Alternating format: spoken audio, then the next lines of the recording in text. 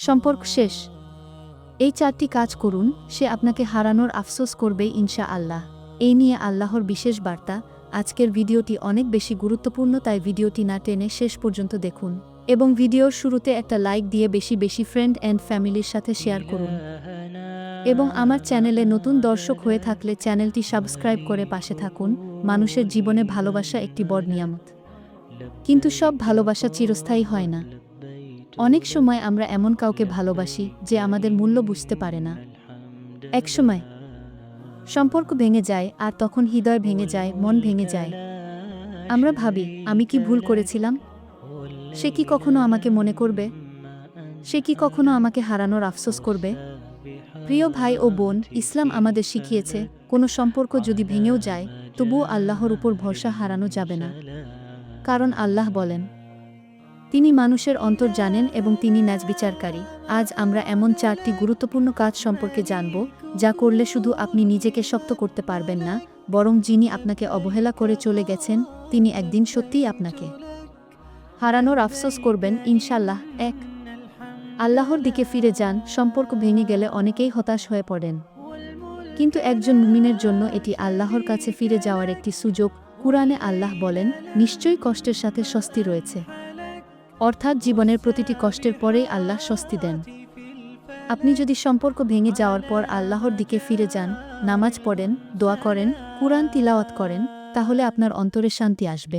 অনেক সময় আমরা মানুষের জন্য এত বেশি কাঁদি যে আল্লাহকে ভুলে যাই। অথচ যখন আপনি আল্লাহর কাছে কান্না করবেন, তখন তিনি আপনার হৃদয়ের ব্যথা দূর করে দেবেন। যে মানুষ আপনাকে ছেড়ে চলে গেছে, সে হয়তো ভাববে আপনি ভেঙে পড়বেন, কিন্তু যখন সে দেখবে আপনি আল্লাহর কাছে আরও বেশি কাছাকাছি হয়ে গেছেন, তখন সে অবাক হবে, কারণ সে বুঝতে পারবে আপনি দুর্বল নন, বরং আপনি শক্ত। 2. নিজের মর্যাদা ও আত্মসম্মান বজায় রাখুন। অনেক সময় সম্পর্ক ভেঙে যাওয়ার পর মানুষ নিজেকে ছোট করে ফেলে। কেউ কেউ বারবার ফোন করে, মেসেজ করে, অনুরোধ করে, ফিরে আসো। কিন্তু ইসলাম আমাদের শিখিয়েছে, একজন মুমিনের মর্যাদা আছে। রাসূল সাল্লাল্লাহু আলাইহি ওয়াসাল্লাম বলেছেন, মুমিন কখনো নিজেকে অপমানিত করে না। আপনি যদি এমন কাউকে বারবার অনুরোধ করেন যে আপনাকে গুরুত্ব দেয় না, তাহলে সে কখনো আপনার মূল্য বুঝবে না। বরং আপনি যদি নিজের সম্মান বজায় রাখেন, চুপচাপ নিজের জীবনকে গুছিয়ে নেন, তখন সে বুঝতে শুরু করবে আপনি কত মূল্যবান ছিলেন। মানুষ সাধারণত সেই জিনিসের মূল্য বোঝে যেটি সে হারিয়ে ফেলে, তাই কখনো নিজেকে ছোট করবেন না। মনে রাখবেন, আপনি আল্লাহর বান্দা, আপনার সম্মান আছে। 3. নিজেকে উন্নত করুন। সম্পর্ক শেষ হওয়ার পর অনেকেই নিজের জীবনকে থামিয়ে দেয়, কিন্তু একজন বুদ্ধিমান মানুষ এই সময়টাকে নিজের উন্নতির জন্য ব্যবহার করে। নিজেকে প্রশ্ন করুন, আমি কি আমার জীবনকে আরও ভালো করতে পারি? আমি কি নতুন কিছু শিখতে পারি? আমি কি আল্লাহর আরও ভালো বান্দা হতে পারি? যখন আপনি নিজের জীবনকে উন্নত করতে শুরু করবেন, আপনার চিন্তা, আচরণ, কাজ সবকিছু বদলে যাবে। আপনি যদি নিজের লক্ষ্য নিয়ে এগিয়ে যান, নিজের স্বপ্ন পূরণের জন্য কাজ করেন, তাহলে আপনি আগের চেয়ে অনেক বেশি আত্মবিশ্বাসী হয়ে উঠবেন, এবং একদিন সেই মানুষটি যখন আপনাকে দেখবে, তখন সে বুঝবে সে কত বড় একটি মানুষকে হারিয়েছে। অনেক মানুষ সম্পর্ক ভাঙার পরে সফল হয়েছে, কারণ তারা তাদের কষ্টকে শক্তিতে পরিণত করেছে। আপনিও পারেন। 4. তাকে ক্ষমা করে দিন। সবচেয়ে বড় কাজ হলো ক্ষমা করা। অনেকেই মনে করেন প্রতিশোধ নিলে শান্তি পাওয়া যাবে, কিন্তু সত্য হলো, প্রতিশোধ কখনো শান্তি দেয় না। ইসলাম আমাদের শিখিয়েছে, ক্ষমা করা একটি বড় গুণ। কুরআনে বলা হয়েছে, যে ক্ষমা করে এবং সংশোধন করে, তার প্রতিদান আল্লাহর কাছে রয়েছে। যখন আপনি কাউকে ক্ষমা করেন, তখন আপনার হৃদয় হালকা হয়ে যায়। আপনি যদি প্রতিদিন তার প্রতি রাগ পোষণ করেন, তাহলে কষ্টটা আপনারই হবে। কিন্তু যখন আপনি বলবেন, হে আল্লাহ, আমি তাকে ক্ষমা করে দিলাম, তুমি আমাকে আরও ভালো কিছু দাও, তখন আল্লাহ আপনার জন্য এমন কিছু ঠিক করে রাখবেন, যা আপনার কল্পনার থেকেও সুন্দর হবে। আর অনেক সময় দেখা যায়, যাকে আপনি ক্ষমা করেছেন, সেই একদিন ফিরে এসে বলে, আমি তোমাকে হারিয়ে বড় ভুল করেছি। একটি গুরুত্বপূর্ণ সত্য, প্রিয় ভাই ও বোন, যদি কেউ সত্যিই আপনার নসিবে থাকে, তাহলে সে আবার আপনার জীবনে ফিরে আসবে। আর যদি না থাকে, তাহলে আল্লাহ আপনার জন্য তার থেকেও ভালো কাউকে রেখেছেন। তাই কখনো এমন কাউকে নিয়ে অতিরিক্ত কষ্ট পাবেন না, যে আপনার মূল্য বুঝতে পারেনি। আল্লাহ কখনো ভালো মানুষকে খালি হাতে রাখেন না। আজকের আলোচনার সারসংক্ষেপ হলো, সম্পর্ক শেষ হয়ে গেলে এই 4টি কাজ করুন। 1. আল্লাহর দিকে ফিরে যান। 2. নিজের মর্যাদা বজায় রাখুন। 3. নিজেকে উন্নত করুন। 4. তাকে ক্ষমা করে দিন।